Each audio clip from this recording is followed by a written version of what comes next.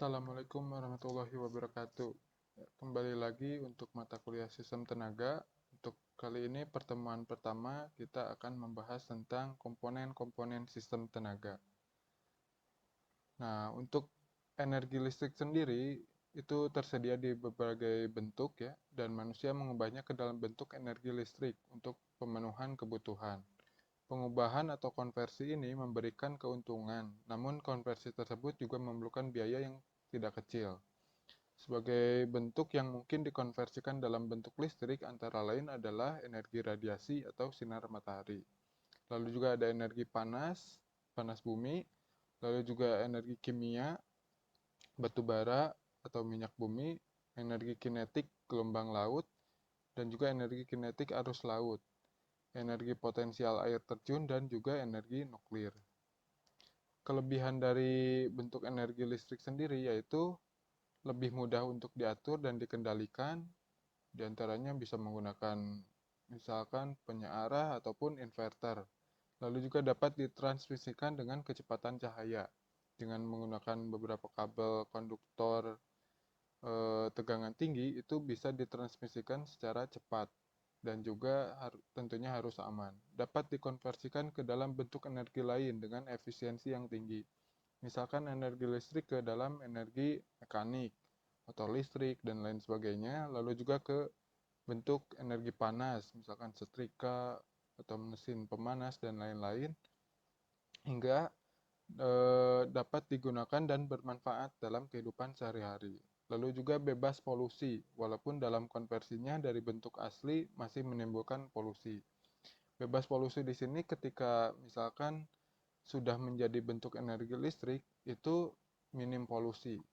Bisa dikatakan itu hampir nol, tetapi proses konversinya dari misalkan batu bara ya, batu bara untuk mendapatkan listrik kan dibakar, lalu juga menghasilkan panas, tapi uap dari hasil pembakaran ini masih ada polutannya. Nah, itu yang dimaksud walaupun dalam konversinya dari bentuk aslinya masih menimbulkan masalah polusi. Lalu juga konversi ke bentuk lain biasanya mudah dan sederhana. Jadi tinggal menggunakan misalkan suatu perangkat yang lain dapat dikonversikan ke dalam bentuk energi yang lain yang lebih mudah dan sederhana. Ketimbang misalkan dari mekanik ingin menjadi misalkan panas. Nah, itu kan agak susah kalau secara langsung. Kalau misalkan dari listrik itu akan lebih mudah. Contohnya tadi sudah disebutkan ada misalkan dari listrik ke mekanik itu ada motor, lalu dari mekanik ke listrik misalkan ada generator dan lain sebagainya. Nah, itu hal-hal yang sudah kita sering temui ya dalam kehidupan sehari-hari dan juga merupakan keuntungan yang didapat dari penggunaan komponen-komponen listrik tersebut. Sedangkan untuk kekurangan, yaitu kelemahan energi listrik, terutama adalah bahwa proses penyediaannya memerlukan pendanaan yang cukup besar. Jadi kita sadari bahwa investasi di sistem tenaga listrik itu sangat besar bila dilihat dari ukurannya, investasinya, dan juga jumlah energi yang dikelola. Lalu juga untuk peralatan-peralatan dari sistem tenaga listrik itu lumayan mahal ya. Misalkan dalam suatu trafo di gardu induk itu harganya sampai miliaran. Ya, belum juga dari sisi transmisi, misalkan dari distribusi, kabel-kabel transmisi, kabel-kabel distribusi itu dalam kehidupan sehari-hari itu lumayan mahal. Tetapi mau tidak mau karena kebutuhan energi listrik itu sangat penting, sangat vital bagi kehidupan kita sehingga eh, yang bisa kita lakukan adalah meminimalisir besarnya penggunaan uang untuk biaya pembangkitannya. Oleh karena itu, pembangunan sistem ini biasanya dilakukan tidak dari nol, melainkan mengembangkan sistem yang ada. Contohnya misalkan dari suatu pembangkit itu tidak memulai membangun dari awal, tapi melanjutkan misalkan dari pembangkit Contohnya yang batu bara itu karena kekurangan, makanya nanti tinggal ditambahkan, dioptimalisasi seperti itu ya. Nah, untuk dari sisi etimologis, struktur sistem tenaga listrik ini dapat disebutkan sebagai berikut. An electrical power system can be defined as follows. An electrical power system is a network of interconnected components designed to convert non-electrical energy continuously into the electrical form, transport the electrical energy over potentially great distance, transform the electrical energy into a specific form subject to close tolerance, and convert the electrical energy into usable non-electrical forms. Jadi, dapat disimpulkan dari sini bahwa terdapat suatu jaringan yang terinterkoneksi, yang saling terhubung, yang mengubah dari bentuk energi non-listrik menjadi bentuk listrik itu sendiri. Lalu juga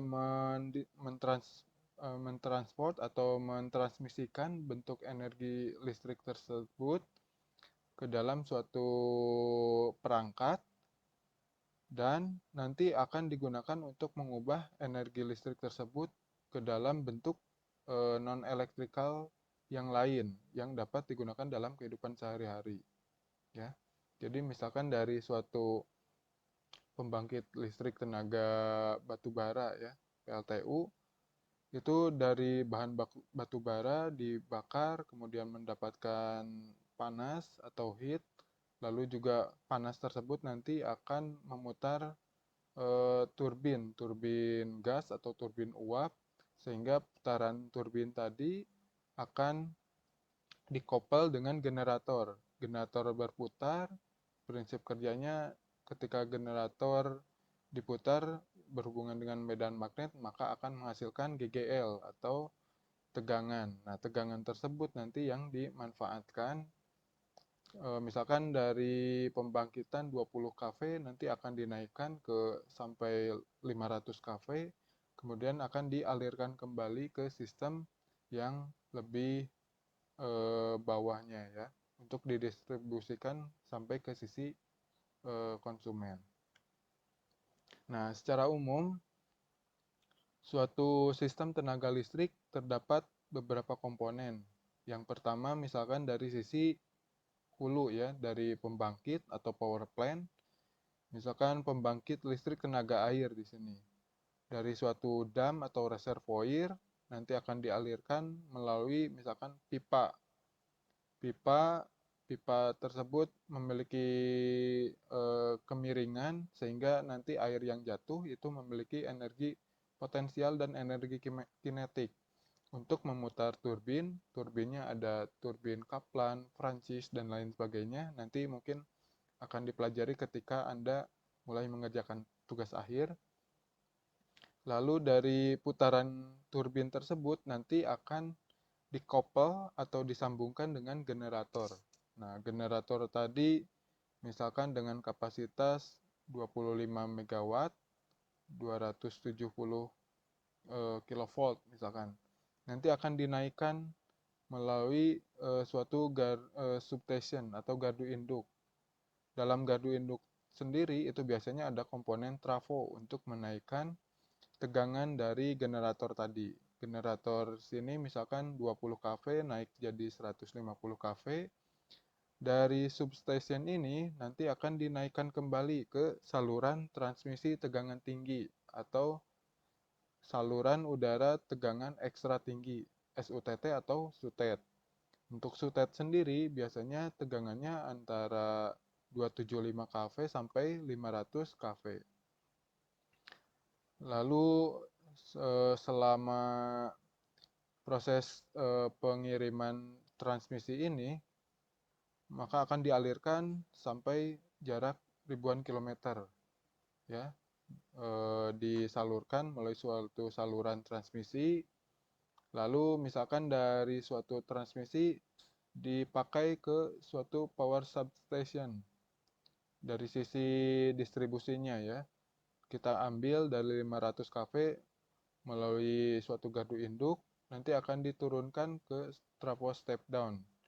menjadi 275 kV misalkan. Dari trafo tersebut nanti diturunkan kembali menuju misalkan trafo distribusi 275 menjadi misalkan 1 kV dan lain sebagainya sampai ke sisi konsumen trafo jaringan hingga nanti didapatkan tegangan 220 volt yang dapat digunakan untuk industri rumah tangga ataupun konsumen rumah tangga. Jika ada konsumen yang lebih tinggi, misalkan di industri skala kecil ataupun PT-PT yang menggunakan mesin yang lebih besar, maka bisa saja langsung dari saluran transmisi langsung ke trafo, tetapi penurunannya tidak menggunakan trafo distribusi. Jadi langsung misalkan di 275 kV langsung ke mesin-mesin yang digunakan di industri tersebut. Nah, jadi dalam suatu sistem tenaga listrik ini sendiri ada banyak sekali atau bahkan ribuan suatu komponen-komponen yang digunakan, lalu juga besaran-besarannya itu sangat berbeda. Ada yang tegangan tinggi, tegangan rendah, tegangan menengah, dan lain sebagainya. Makanya nanti akan dipelajari bagaimana untuk mempelajari atau menyatukan dengan menggunakan sistem per unit.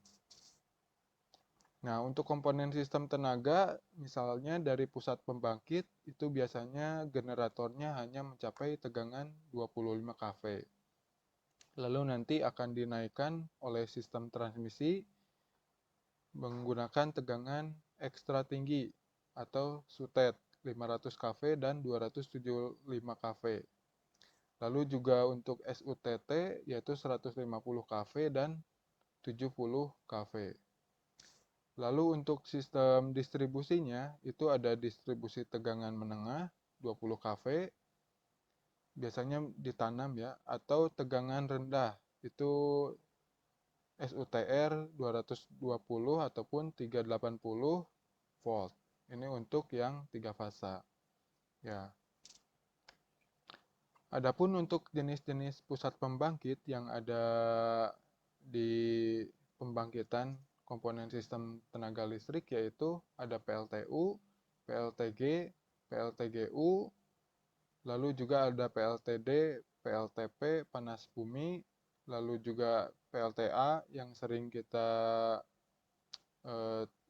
lihat misalnya, lalu juga ada PLTM, mikrohidro, lalu juga di sini ada PLTPH, pikohidro ya, di bawahnya mikrohidro, lalu juga PLTS atau solar panel, PLTB tenaga angin atau bayu, PLT biomasa, dan juga PLTN.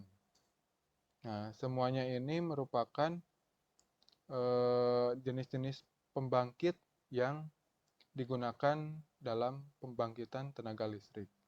Jika di sini terdapat 3 warna, ada hitam, biru, dan hijau.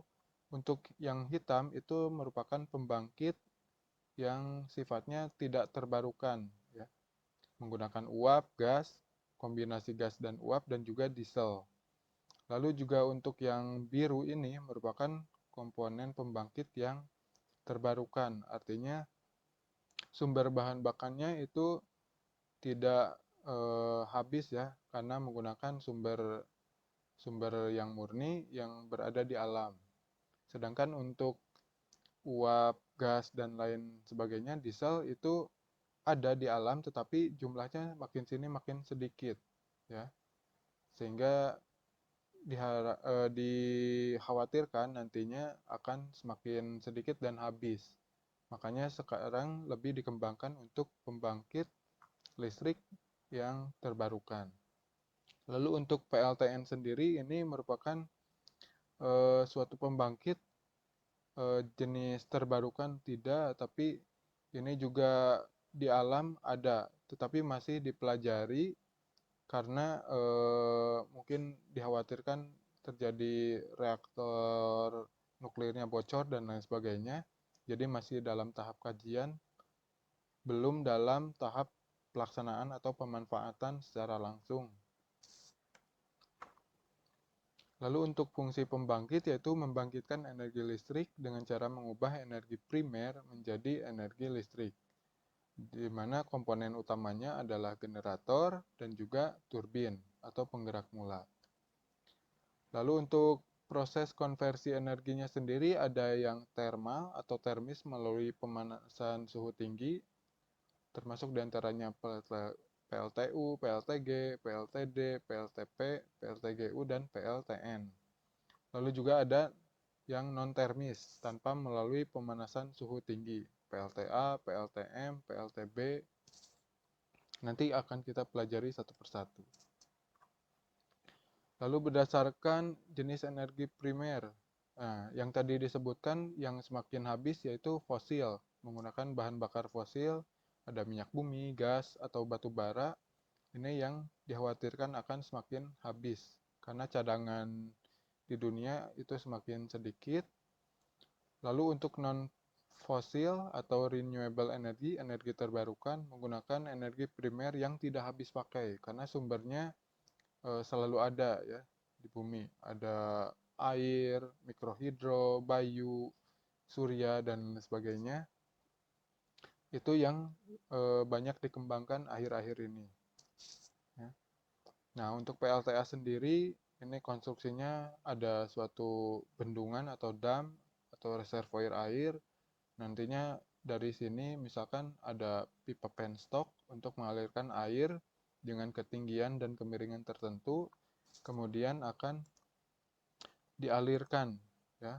Nah, ini pipa penstock dialirkan menuju powerhouse untuk memutar turbin dan juga nanti dikoppel dengan generator sehingga nanti menghasilkan tegangan. Tegangan tersebut biasanya nanti akan ditransmisikan kembali sesuai dengan kebutuhan.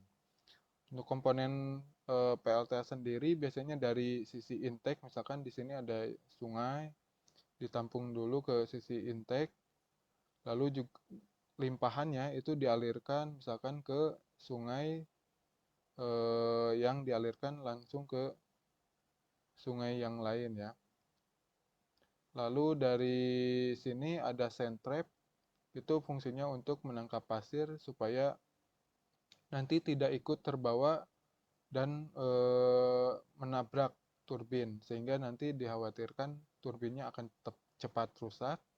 Lalu juga ada headrest, itu untuk menstabilkan debit dari sungai yang tadi ini, dan juga menenangkan si aliran air contohnya di forebay.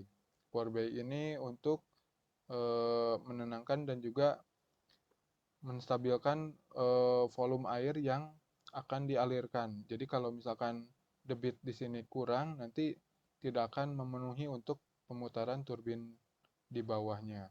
Sehingga harus ditampung misalkan dengan minimal ketinggian atau volume air berapa meter kubik, sehingga turbin di sini akan tetap bisa berputar dan menghasilkan listrik dari generatornya. Lalu untuk spillway itu berkas sisa-sisa limpahan dari air yang di forebay itu akan dialirkan melalui spillway untuk bergabung ke tail race di sini. Nah, tail race sendiri itu merupakan saluran pembuangan dari air yang telah melewati turbin dan juga generator. Nah, beberapa PLTA sendiri biasanya kapasitas pembangkitannya disesuaikan dengan ketinggian head, lalu juga debitnya ya, karena rumusnya itu setengah rho GH ya. Untuk rho-nya sendiri massa jenis air sudah ada ketentuan, lalu G gravitasi itu disesuaikan dengan ketinggian di sini dan juga kemiringan penstock gravitasinya, lalu juga yang H-nya itu head ketinggian, nah itu disesuaikan. Kalau misalkan makin tinggi, itu kapasitas pembangkitannya juga akan semakin tinggi, disesuaikan dengan debitnya juga. Debit tinggi, ketinggian tinggi, maka pembangkitan PLTA akan semakin besar. Pembangkitan dari PLT sendiri akan mempengaruhi dari pemilihan turbin yang dipakai. Untuk turbin Prancis, Kavlan dan juga Impuls itu pasti akan berbeda kapasitasnya, ya. Nah, di sini misalkan tadi di reservoir, lalu si reservoir tadi menampung air dari sisi intake itu dikontrol melalui suatu gerbang. Lalu nanti aliran airnya akan melalui suatu pipa penstock untuk memutar suatu turbin. Turbin di sini turbin vertikal. Lalu turbin tersebut ini dikapal dengan suatu generator. Suatu generator misalkan kapasitas berapa 20 kV, kemudian nanti akan dihubungkan ke transformator untuk dinaikkan, ya. Dinaikkan tegangannya. Ini turbin, generator, dan trafo berada dalam suatu powerhouse atau rumah pembangkitan. Hasil tegangan yang telah dinaikkan tadi kemudian akan disalurkan melalui saluran transmisi dari sisi pembangkit di sini untuk dihubungkan ke jaringan yang membutuhkan daya seperti itu. Nah, ini merupakan jenis turbin yang dipakai. Nah, prinsip kerjanya ketika air mengalir, memutar atau menabrak sudut-sudut turbin di sini, maka nanti akan bergerak memutar turbin yang telah dihubungkan dengan suatu generator. Dalam generator sendiri ada bagian yang bergerak yaitu rotor dan juga bagian yang diam yaitu stator. Rotor nanti bergerak, kumparan kumparan kawat atau kabel yang ada di sini, kumparan kawat di sini akan memutari medan magnet yang ada di stator sehingga nanti akan menghasilkan tegangan di kedua sisinya. Nah, tegangan inilah yang kita manfaatkan menjadi listrik. Lalu untuk PLTU sendiri itu biasanya menggunakan suatu bahan coal atau batu bara, di mana batu bara ini dipanaskan, lalu nanti terhubung dalam steam drum yang akan mengalirkan udara bertekanan tinggi, ya, udara bertekanan tinggi untuk memutar turbin panas, steam turbin. Lalu sisa-sisa udara bertekanan tadi pasti ada sisa-sisa airnya. Nanti akan dialirkan kembali ke kondenser, lalu didinginkan dari air dari cooling pond untuk kemudian dikembalikan ke boiler di sini. Lalu sisa-sisa gas yang dibakar tadi itu dimasukkan ke elektrostatik precipitator supaya kandungan uap yang dibakar tadi tidak terlalu banyak polutannya. Kemudian akan dialirkan melalui smokestack di sini. Lalu tadi ketika telah berputar melalui turbin steam ini, itu dikapal dengan generator seperti biasa, kemudian nanti masuk ke trafo step up. Dari trafo step up kemudian dinaikkan kembali menuju saluran transmisi untuk dialirkan kembali ke sistem jaringan listrik yang lain. Lalu untuk pembangkit listrik tenaga gas itu kurang lebih hampir sama prinsipnya, ya. Jadi ada bahan bakar gas, lalu ada udara bersih di sini, lalu digabungkan melalui kompresor untuk dilakukan pembakaran.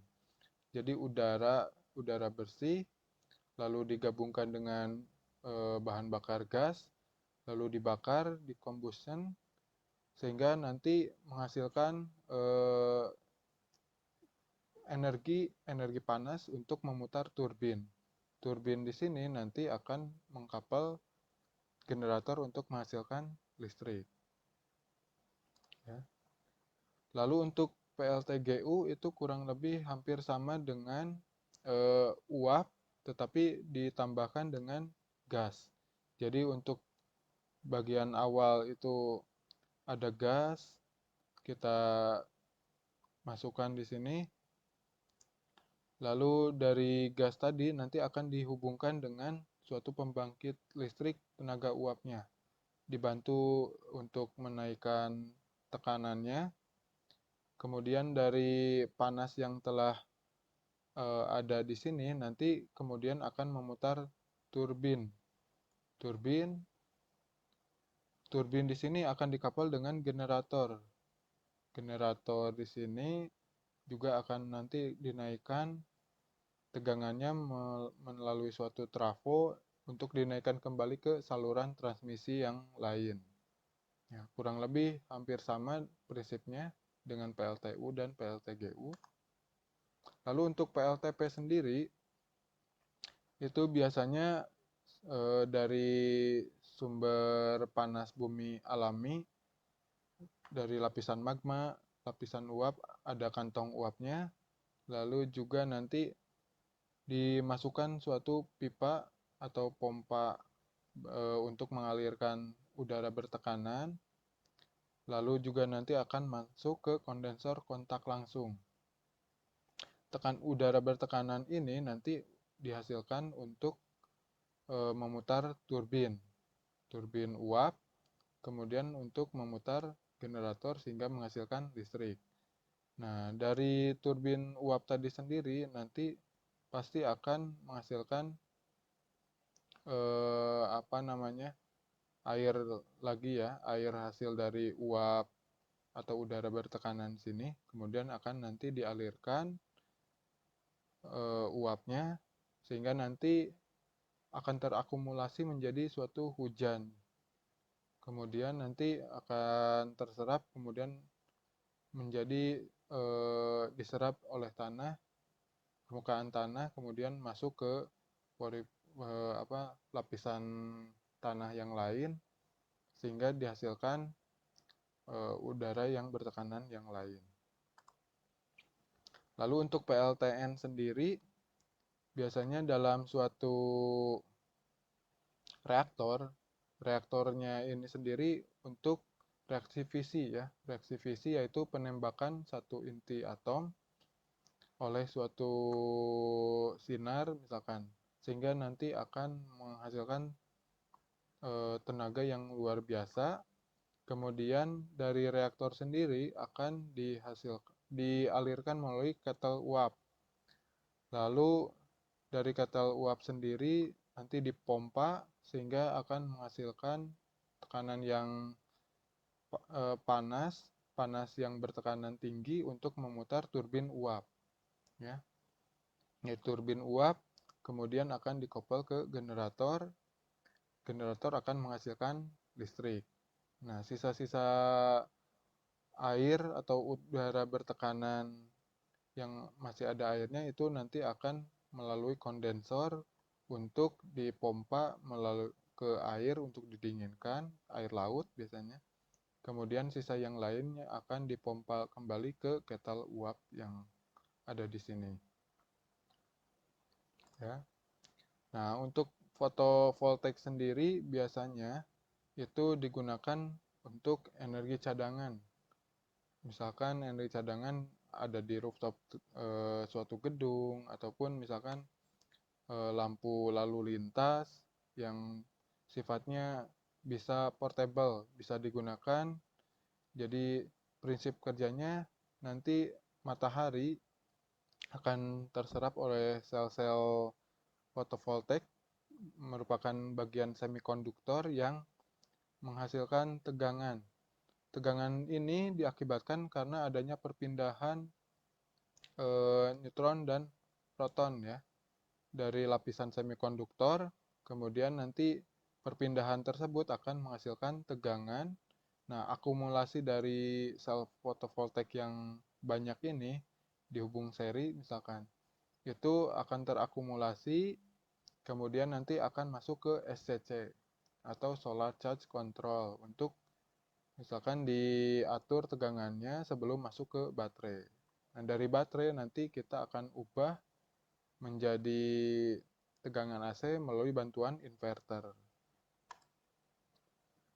Nah, salah satu contohnya yaitu Residential Grid Connected PV. Jadi saluran misalkan PLN 220 di sini itu ketika mati maka bagian solar panel yang akan bekerja misalkan menangkap sinar matahari ketika siang lalu nanti akan mengecas baterai kemudian akan disalurkan ke inverter dari baterai untuk memenuhi kebutuhan daya dari residensial ini sendiri. Misalkan bisa digunakan untuk kebutuhan lampu, TV, dan lain sebagainya. Nah, ini prinsip kerja PLTS tadi sendiri, ada semikonduktor tipe N dan tipe P, pergerakan neutron dan proton tadi, itu akan menghasilkan tegangan yang jika diakumulasikan secara seri itu akan menghasilkan tegangan yang lumayan besar.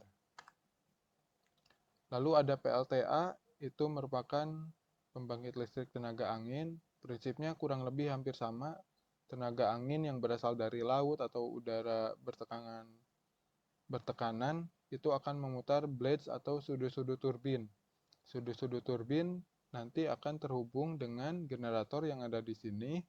Kemudian generator tadi akan menghasilkan listrik. Nah, ini beberapa PLTA yang telah dikembangkan di Jerman, di Spanyol, dan juga Denmark. Kapasitasnya juga sudah lumayan besar, ada yang 10 kW, 550 kW, dan sampai 2,3 MW atau 2.300 watt. Ya, komponennya seperti ini.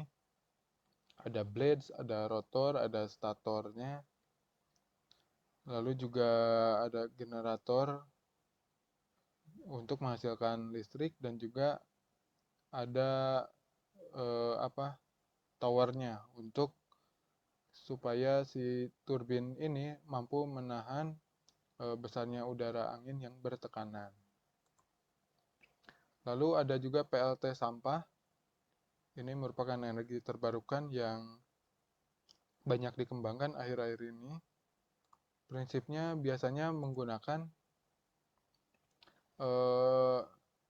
biomasa, reaksi biomasa ketika sampah misalkan didiamkan melalui suatu proses reaksi kimia, termokimia, nanti akan menghasilkan udara bertekanan ataupun panas. Nanti panasnya tersebut dimanfaatkan untuk menghasilkan listrik melalui turbin seperti biasa. Nah, untuk sistem transmisi biasanya ada sistem transmisi arus bolak-balik dan juga yang arus searah.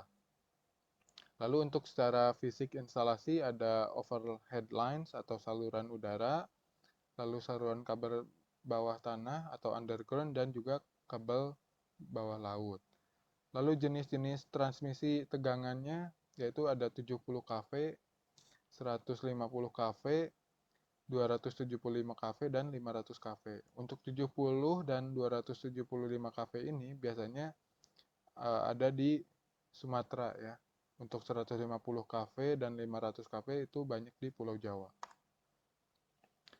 Nah, untuk di sistem transmisi ada komponen gardu induk, yaitu komponen instalasi listrik pasangan luar atau pasangan dalam yang merupakan bagian dari sistem tenaga listrik, yang berfungsi untuk menerima dan menyalurkan tenaga listrik, kemudian menaikkan dan menurunkan tegangan sesuai dengan tegangan kerja, dan juga untuk proses switching kebutuhan dari suatu sistem tenaga listrik. Dari sisi distribusi itu ada distribusi primer, misalkan tegangan 20 kV dan juga sekunder tegangan rendah 380 volt atau 220 volt. Lalu ada gardu distribusi biasanya untuk menerima dan menyalurkan listrik dan menurunkan tegangan dari tegangan menengah ke tegangan rendah. Misalkan dari 20 kV akan diturunkan ke 380 volt. Maka nanti menggunakan gardu distribusi. Di depan kita juga bisa melihat gardu distribusi. Lalu ada gardu hubung menerima dan menyalurkan tenaga listrik pada tegangan menengah yang sama. Ya. Nah, untuk sistem kelistrikan Jawa Bali biasanya saling terhubung antara pembangkit yang satu dengan pembangkit yang lainnya. Contohnya misalkan dari pembangkit dari PT Indonesia Power itu ada beberapa jenis, itu semuanya saling terhubung mulai dari Suralaya sampai ke Bali.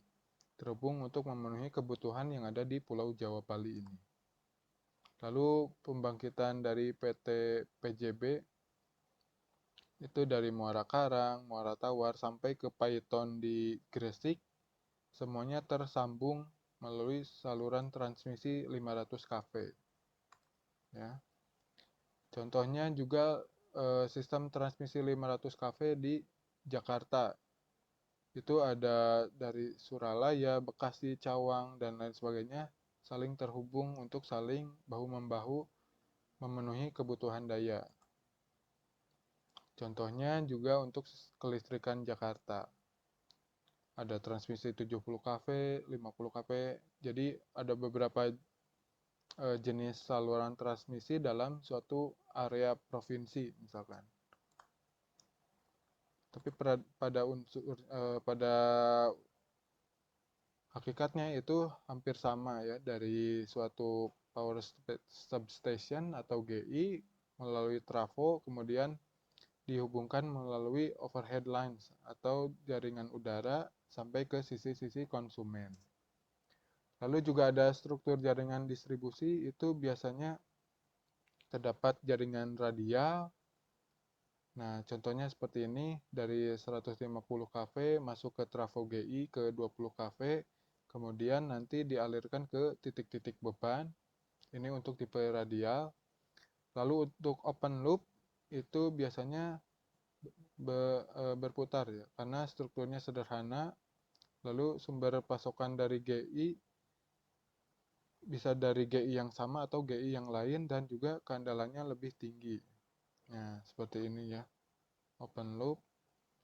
Dari sini misalkan sumber GI yang lain masuk ke sini dengan suatu pemutus tenaga, lalu juga ada suatu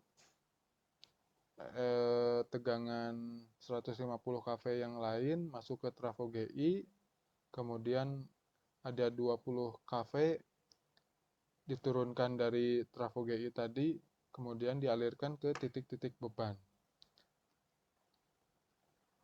Lalu untuk jaringan spindle, itu perluasan dari jaringan radial dengan penambahan penyulang yang lebih banyak lagi, strukturnya lebih kompleks atau biayanya lebih mahal, tetapi keandalannya lebih tinggi. Nah, seperti ini ya. Dari 150 kV nanti diturunkan menjadi 20 kV oleh trafo GI, kemudian dihubungkan ke PMT sebelum ke beban. Artinya, misalkan terdapat suatu kegagalan di jaringan yang sini, itu tidak akan mempengaruhi jaringan yang lain. Misalkan jaringan yang kedua, ketiga, dan lainnya, karena itu berbeda jaringan. Berbeda dengan yang di sini. Ketika misalkan jaringan 20 kV di sini bermasalah, maka akan mempengaruhi semua jaringan yang ada di sini. Semua beban yang dipasok oleh tegangan 20 kV di sini. Tetapi karena menggunakan banyak PMT, maka diagram segaris untuk jaringan spindle ini lebih mahal karena memerlukan peralatan yang lebih banyak. Tetapi keandalannya lebih tinggi. Lalu untuk struktur jaringan cluster itu pengembangan dari spindle yang ini, tetapi di dalamnya terdapat dua gardu refleksi atau lebih. Ini lebih handal lagi karena gardu refleksinya itu terdiri dari beberapa jenis ya. Misalkan terdapat kegagalan di sisi PMT di sini misalkan, itu tidak akan terpengaruh ya karena masih ada dari gardu refleksi yang lain untuk dihubungkan ke jaringan yang bermasalah yang tadi. Sehingga keandalannya akan semakin tinggi dibandingkan dengan spindle yang tadi. Nah, tugas yang pertemuan kali ini yaitu tugas pertama, carilah topologi jaringan 500 kV Jawa Bali, kemudian jelaskan mulai dari sisi pembangkitan, transmisi, distribusi, hingga sisi konsumen. Lalu yang kedua, jelaskan dua contoh sistem distribusi yang tadi ya. Ada spindle, cluster, dan lain-lain yang diterapkan pada suatu GI. Kemudian gambarkan diagram segarisnya sesuai dengan kondisi aktual di lapangan. Ya, sekian kuliah kita hari ini. Wassalamualaikum warahmatullahi wabarakatuh.